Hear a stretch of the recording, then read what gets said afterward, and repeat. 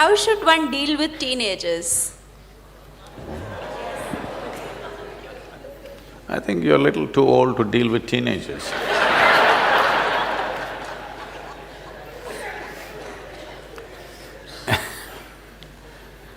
See,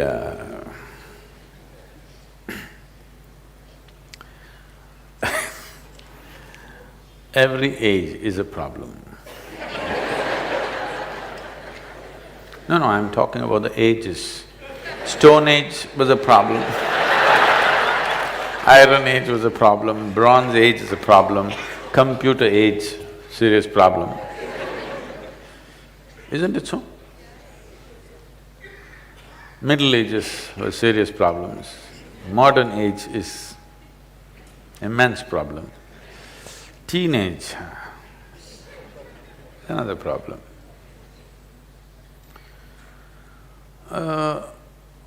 I hope you had a normal birth and…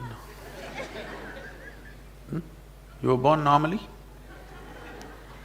So if you were born normally, you were born like this and slowly grew up and somebody counted your age and you also passed through 13, 14, 15, which you are referring to as teen. This is just a certain developmental stage, like an infancy, like childhood, like adolescence, adulthood, old age, middle age, whatever. These are all different. We're trying to segment it, but essentially this is a physical journey of a body. Tell me one phase of your life which is not really a problem. Some are suffering infancy problems, some are suffering toddler problems, some are suffering childhood problems, some are suffering teenage problems, some are going through middle age problems, some are going through old age problems, some have transcended all problems. Yes? If you look at it in this context, every phase of life is a problem, then death is the only solution. If you look at every aspect of life as a problem, what is the solution? Death is the only solution. Now, the moment you identify every phase of life as a problem, unconsciously you start seeking death. Please know this. For yourself and those around you. You do not know this, but you're creating an ecosystem in your mind where the solution is to be free from all this. You came here to experience life. Instead of calling these different facets of life, you're calling it different problems that you have. If you die, you will have funeral problems. Because it's not easy to have a funeral in Mumbai city. No more dignified funeral, isn't it? Yes? There is no four people carrying you, your whole family and friends walking behind you with a drum. No more like that, boom, pee, pee, pee, stuck in the traffic. Even dead, you're stuck in the traffic.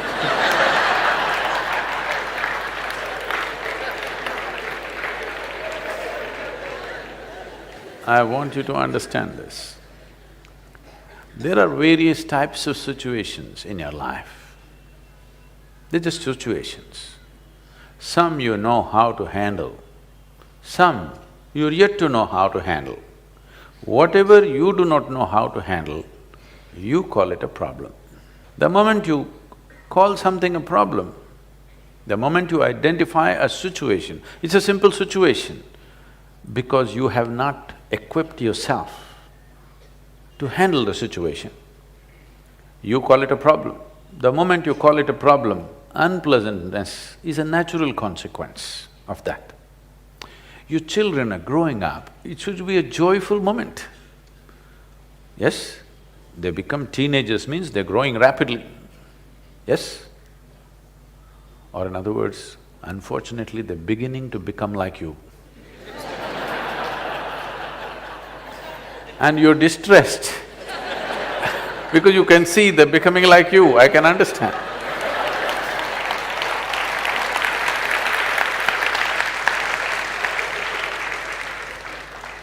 No, Sadhguru, that is not the problem. They're beginning to become something different. They don't even look like my children anymore. We have eulogized, we have unfortunately eulogized helpless states of life. When you say infancy and childhood, what you're talking about is a certain phase of our life when we are pretty helpless. Without outside help, we cannot survive or be anything. So we have eulogized this. Even so-called spiritual teachers are going about saying, I am a child. I don't want to meet an adult who is a child. It's another way of saying, I'm retarded.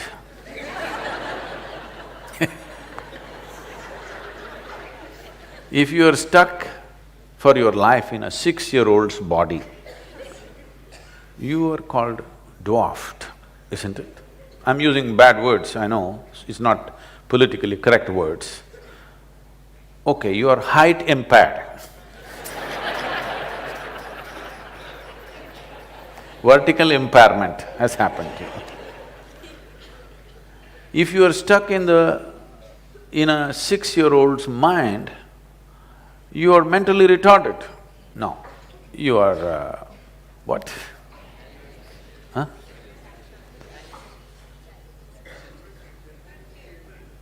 Differently abled you become. These are pretty words, all right, we don't want to insult people who are in such situations, we appreciate that. But if you are eulogizing that state of a helpless phase in our lives, which is childhood, where without somebody else's support we cannot exist. If you eulogize that, you will remain that way forever, and that's what has happened. I cannot live without you. Do not understand this as some kind of a love affair. It is just like saying, I cannot walk without a crutch. I'm fine the way I am, but still, I'm willing to include you and involve my life with you. This is of great value. I cannot live without you is not of any great value.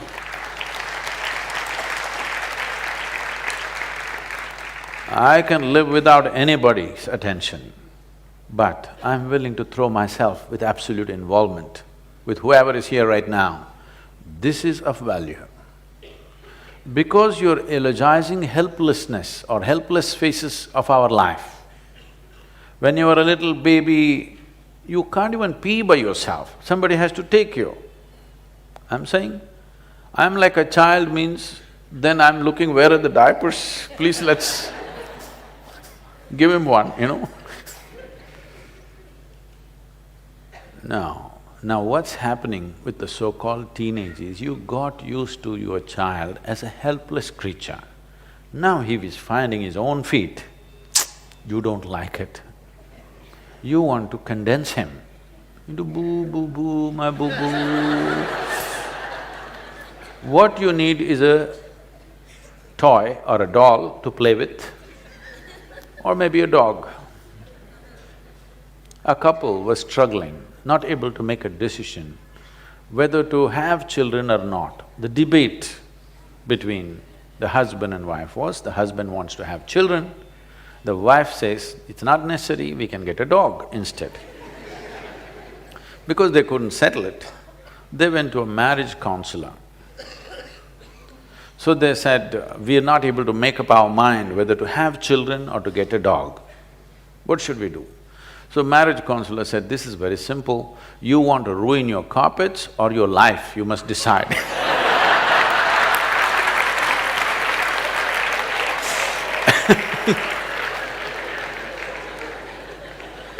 So, you must understand this. If your life is a concrete block, when I say a concrete block, it has clear defined boundaries. This is what I am, like just now Anupama was saying. Even a little child is saying, this is how I am. That means I've become a concrete block. Because a certain amount of stupid information has come my way, with this I have formed a definition of what I am.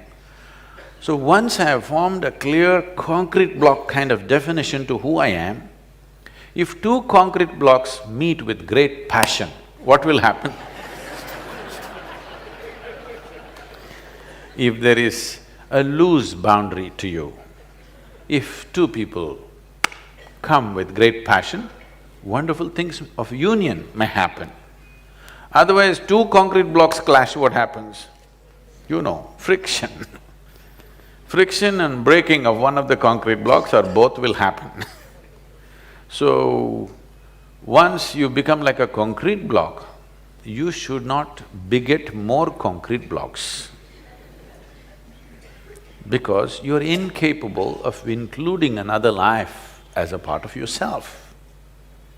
Because you have defined the boundaries of who you are so absolutely, you should not even get married if you ask me, because two concrete blocks living together, all right, it may make a house, it'll not make a home. Concrete blocks together will make a house, isn't it? Nothing more beautiful than that will happen. We're already too overbuilt in Mumbai. We don't have to build more, okay? So children when they come, when they're helpless and for everything they look up to you, you think your children are magical because they're helpless. Suppose the baby popped out of you and stood up and said, "Hey, who the hell are you?"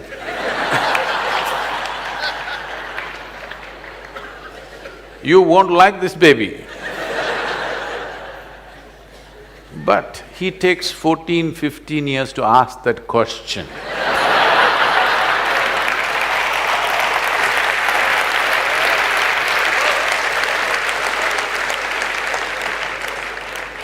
In fact, that is all a teenager is asking, okay, who the hell are you?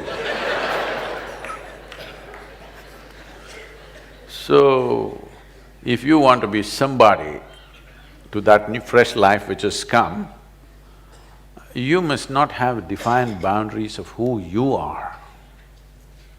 Like when the child was infant, when it crawled, you crawled with him. Now your teenager wants to swing, you must be able to swing with him. No, you still wants to crawl with him. He's not interested. He's beginning to ask. Parents are looking ridiculous in the eyes of adolescents. Yes or no? Didn't your parents look ridiculous in your eyes? Unless you were old by the time you were 12. If you were young and energetic, your parents look ridiculous because they think still you need to be crawled around and choo-choo-choo, moo-moo-moo, poo-poo-poo to you. Every day life is changing within you because you're growing rapidly and the fools around you not able to grasp that, whoever they are. Usually, grandparents become little more endearing than parents because they have little faraway look, you know. A little faraway look because teenage means you're slowly getting poisoned by your hormones.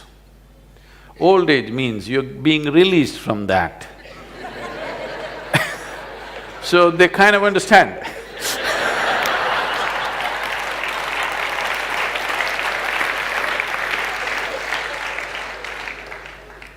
So those of you who are in middle age have no clue where the hell you are. Even historically, the Middle Ages represent a confused state of mind. So don't deal with your teenagers. Please make yourself available to be dealt by them. Make them responsible for everything. 1 month, I'm telling you, 1 month you have the courage to hand over your monthly income to them and say, manage the house. Just give them responsibility. You will see dramatically it will change, you know. Because you must understand, I have been a telephonic father, okay? From the age of 3.5 months, my girl traveled with me, alone in the car. We built the Isha Foundation in a Maruti 800, traveling thousands of miles. In one calendar year, or actually in 14 months, I did 135,000 kilometers on my Maruti, okay So, she was 3.5 months old, one hand on her in the front seat, strapped, and my right leg doesn't go easy, boom. So, she grew up in the car till she was 4 years of age. I thought I'll never send her to school because we had bonded and she had such wisdom because she's seen the road, she's seen the people, she's been in all kinds of families.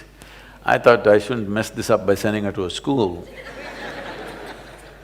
But that age group, that company, unless you have a whole cricket team of children at home, just one child doesn't work, just keeping them alone because they may become too old when they're young. So I put her to school after that. After that, she's always continuously in one hostel to another. And… but we kept a very active engagement thanks to the cell phones. Earlier it was the black phone, I would stop somewhere on the highway because I know only at a particular time you can call her in the school. The school opens that phone time only 1 hour. So I am somewhere on a highway, find that black phone and get on, and for that 1 hour I'm on the phone with her. That side for her, all the children outside are screaming at her. Here at the booth, all the people are banging on the booth. So I always had this thing at that time. I'm driving on the highway, I have many phone calls to make, local, international, all kind. First I would get down and go to that phone booth guy and give him 5,000 rupees. He'll be surprised, just hold it. Deposit. And I get into the phone booth and now I am a valued customer. The other people come and they want to make the call within 3 minutes. And they're all standing in a queue and making faces at me and just gesticulating, but that guy says, no, don't disturb him. Because straight 5,000 rupees, I'm making international calls, all calls, because there was no cell phones at that time. So I find this time and speak, and after that she went to college and then everything, whatever she's been pursuing, always on phone, and we've kept a very active engagement, and we've never really stayed home. If she comes for vacation, next day we'll be traveling somewhere, but never really at home.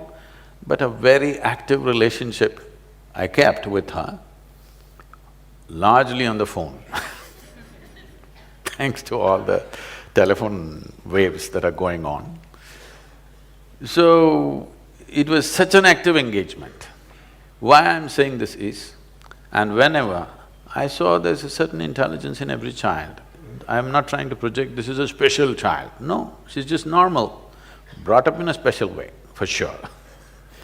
So the thing is just this, if she comes home or if she's with me, I leave all my important decisions in her hands. She's only 5, 6. People's problems, foundation issues, administration, I just put it to her. She comes up with her own wacky solutions.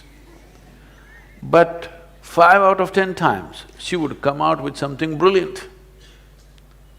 This is not… I want you to understand, I'm not projecting this is a special child. It is just that most people never give that opportunity to a child's intelligence because they want to do boo boo boo boo, do do do do with the child. I never bought toys for her. If she wanted to play, I took her out for a walk in the jungle, I put her up on a tree, she learned to climb trees and do things and stuff. Never bought her toys, ever. Here and there somebody gifted, but she never was interested in them because there were more exciting things. I caught snakes for her, I caught garden lizards for her, more exciting things, live things to play with.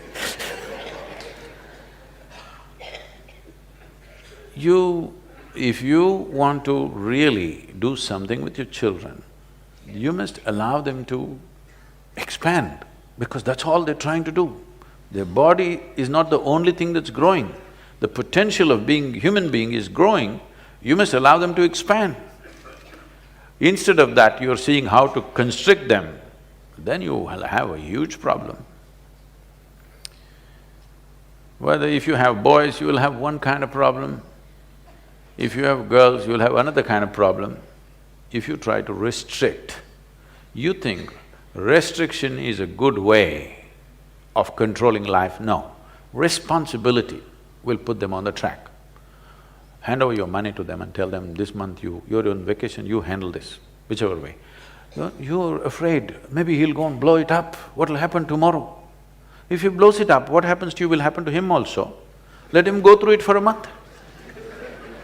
Of course you can keep some reserve, but let him understand if he blows it up tomorrow morning, there'll be no breakfast. And let him go through that, what's the problem? Let him understand that's the way it is. It's better to learn in a protected, caring atmosphere than out on the street tomorrow morning, isn't it?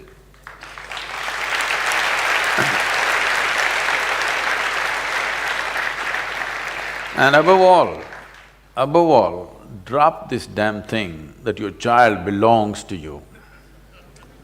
If you think this child belongs to you, when he's just coming into teens, he's telling you, God damn it, I don't belong to you. That's all he's trying to tell you, which you're not able to digest. Another life does not belong to you. If another life has chosen to be with you, please cherish that. It's a tremendous thing. Whether it's your husband or your wife or your children, they don't belong to you. You don't own them in any sense. If you don't get it, you will understand when you die or they die. They don't belong to you. Another life has chosen to come through you or be with you. Cherish that, value that. Don't think you're the owner of this life. You're not. So if you believe that you're the owner of your life, a teenager is beginning to make his own statements, well, you don't goddamn own me. He's just telling you that, that's all, in his own language. Yes or no? They're just telling you, you don't own me. But do they as another human being, you think they don't want to be included? They definitely want to be included. So, teenage means there are many things, because one thing is, your intelligence is being hijacked by your hormones. So certain things are happening. Suddenly the world doesn't look the same. Some scrawny little girl in your neighborhood who you had nothing to do with, suddenly there are little bumps on her body and your chemistry is poisoned. You look at her, suddenly it's a new world. The whole world is looking different. What was just people are suddenly becoming male and female. It's not a small change, you know. What were just people are suddenly becoming something else and something else. Suddenly you're interested in only half the humanity. It's a huge change. You will see boys don't even look at their mothers directly because they still can't take their eyes off the body parts. You must understand this, that it is new and he's like trying to come to terms with it. If you were a good friend, if they had problems, if they had struggles, they would talk to you. Because most parents are lousy friends, they make other friends and those friends give their own wacky advice because they're also in the same state. It is best if your child has a problem, they come to you, isn't it? Yes? But they will not come to you if you are a boss. They will not come to you if you have ownership over that life. They will not come to you if you are that horrible father or mother. They will come to you if you are a good friend. Because when they have problems, it is natural for them to seek a friend. So make sure from an early age that you are their best friend. Till they reach 18, 20, you are their best friend. Make it that way. And this you have to earn, this will not drop because you delivered them. Because you delivered them, you get the title of mother and father. You will not get the title of a friend. This has to be earned and everyday responsible behavior from you.